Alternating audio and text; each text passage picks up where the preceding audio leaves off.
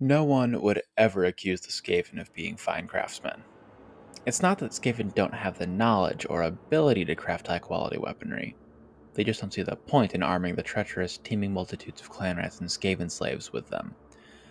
Unless wielding weapons taken from fallen dwarfs or men, most Skaven can expect to use shoddy blades and subpar armor. Yet even among the innumerable hordes of filthy ratmen, some are particularly poorly equipped.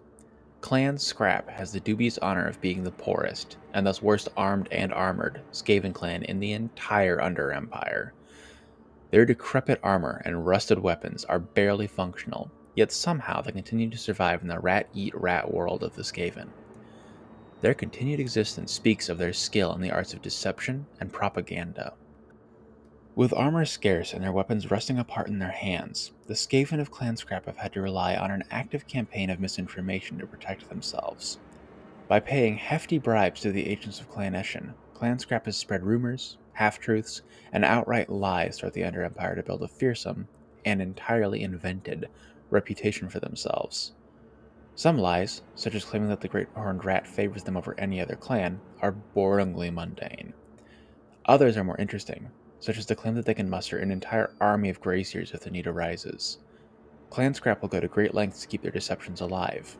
Nearly all of their warriors color themselves white with paint and bat droppings before a battle, and some will even attach horns to their helmets in order to mimic those possessed by real Greyseers. Even the most credulous Skaven doubt that such a poor clan could rally such a powerful force, and most believe Clan Skrapp is either deluded or mad. Still, the propaganda campaign seems to be working. Few are willing to risk the possibility of facing an entire army of warpstone-crazed magic users, so Clan Skrapp is left alone for now.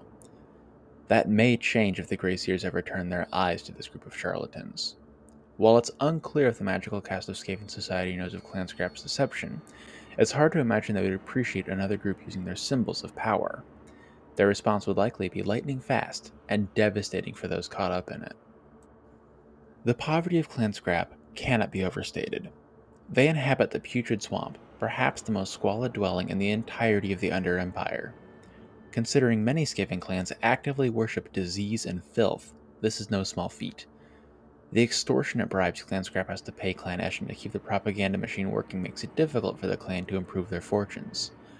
They lack the funds needed to acquire many of the lethal weaponry other Skaven clans possess. Molder mutants, scryer engineering, and the weaponized plagues of pestilence are almost impossible to find within their layers, and even Clan Eshin won't support them in battle. When Clan Skrapp is forced to march to war, their force is almost entirely composed of clan rats and Skaven slaves. Still, quantity has a quality all of its own, and only a fool would underestimate the guano-coated vermintide of Clan Skrapp. If you want to field a Clan Skrapp-themed army on the battlefield, be prepared to bring almost nothing but Skaven slaves and clan rats. You could probably justify the occasional block of swarm vermin and maybe a weapons team or two, but that's it. When you choose Skrapp, you've chosen the poorest Skaven around. And that's okay. You just can't expect to win with any fancy Skaven toys. Or at all, really, as I understand neither Skaven slaves nor clan rats are the heaviest hitters around. Still, taking a unit or two of Clan Skrapp-themed units won't hurt you in a more conventional Skaven army. When painting them, be sure to add a heavy coat of rust to their weapons and armor to represent their destitute status. You should also paint their fur the usual brown of a clan rat, then dab some white on them to make them look like some sort of janky Greyseer.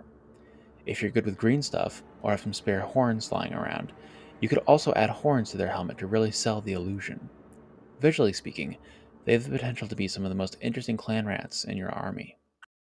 That concludes our overview of Clan Skrapp, the poorest ratmen in all of Skavendom. If you enjoyed it, feel free to like and subscribe to see more stuff like it in the future. Whether or not you enjoyed it, consider leaving a comment down below with ideas for videos you'd like to see in the future. I'm always open to suggestions, and some of them can be finished very quickly. Also, we do still have a Discord that was set up a little bit ago. I'll be sure to link it in the description in case anyone's interested in joining. Until next time, this has been Sigmar's Chosen, signing off for now.